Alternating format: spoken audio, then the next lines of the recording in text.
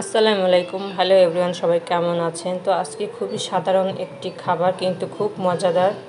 তো সেই রেসিপিটি নিয়ে চলে এসেছি, কাচকি মাছের চচ্চড়ি বা হাতে মাখা কাচকি মাছের ঝোল।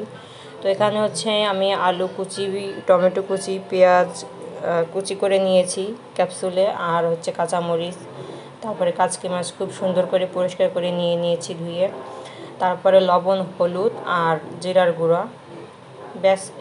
এই মশলা দিয়ে হচ্ছে আমি এখন সুন্দর করে তেল দিয়ে ভালো করে হাত দিয়ে মাখিয়ে কাচকি মাছটা রান্না করব। তো এইভাবে রান্না করলে খুবই মজা লাগে। আর কাচকি মাছ অথবা যে কোনো ছোটো মাছ হাতে মাখিয়ে উঠিয়ে দিলে কিন্তু তার স্বাদ কিন্তু অনেক ভালো আসে, অনেক মজা লাগে।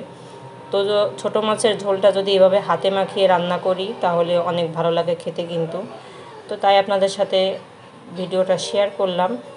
আমার ভালো লাগে দেখে আমি এই সমস্ত ছোট ছোট রান্নার ভিডিও, আমি যেভাবে রান্না করি, যেটা খেতে পছন্দ করি বা যেগুলো রান্না করি সেটাই হচ্ছে আপনাদের সাথে শেয়ার করি। তো আমার পেজ থেকে যারা দেখছেন তারা অবশ্যই ফলো দিয়ে লাইক দিবেন এবং কমেন্ট করে জানাবেন। আর চ্যানেল থেকে যারা দেখবেন তারা অবশ্যই চ্যানেলটি সাবস্ক্রাইব করে পাশে থাকা বেল আইকনটি ক্লিক করে দিবেন, যেন নিত্য নতুন ভিডিও ছাড়ার সঙ্গে সঙ্গে ভিডিওটার নোটিফিকেশন আপনাদের কাছে চলে যায়।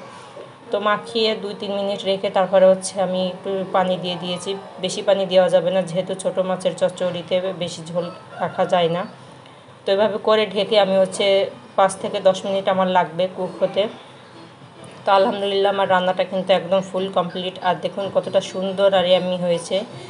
কালারটা যেমন সুন্দর হয়েছে তেমন কিন্তু খেতেও মজা হয়েছে। আর ছোটো মাছ কিন্তু আমাদের চোখের জন্য খুবই উপকারী। যারা ছোটো মাছ পছন্দ করেন না, এভাবে অবশ্যই রান্না করে দেখবেন, অবশ্যই ভালো লাগবে, স্বাদটা অনেক মজার হয়।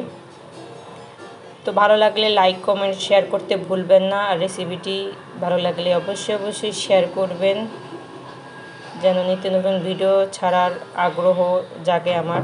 আজকে ভিডিওটা এখানেই শেয়ার করছি। আসসালামু আলাইকুম, থ্যাংকস ফর ওয়াচিং।